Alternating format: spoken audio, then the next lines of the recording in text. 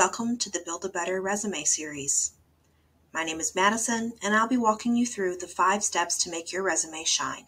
This video is on formatting and resume style. The following 4 videos will cover resume headings, objectives, education sections, and experience. The first step in creating a resume is understanding your goals.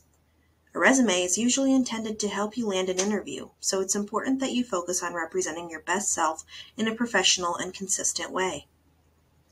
As you get started, it may be tempting to start with a resume template. However, a template may not be the best way to highlight your skill and value to an employer.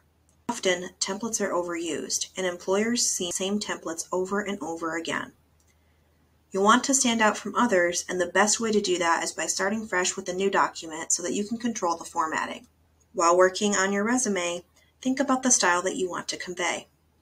You can show style by changing the formatting, font, and of course, by the content that you choose to highlight. Lastly, try to keep your resume to 1 full page. In some cases, resumes should be more than 1 page, such as in academia or for students with extensive graduate experience. Most of the time, though, employers prefer 1. Though it may seem difficult to add enough content or to fit everything, you can experiment with formatting and style to help you fill the page. When working on your resume, it's a great idea to look at example templates so you can decide on your formatting and resume style. There's room for creativity here, but try to keep your font size at or above 10 so that it remains legible. Make sure to choose fonts that are easy to read as well. On the right, you'll see several resume examples which vary in style. Some resumes also include color. Consider whether you want to stick to a traditional black and white resume or if you'd like to highlight some content with color. It's totally up to you, so think about how you want to be viewed and what your brand is. Some employers and positions may expect more creativity from their candidates than others, so it's a good idea to consider the position you'll be applying to when thinking about whether to add color to your resume. You should also think about the use of lines, columns, and sections when deciding on format.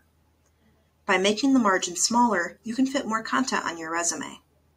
You can also add dates on the right-hand side of the page to save space, instead of listing them on the left below your text.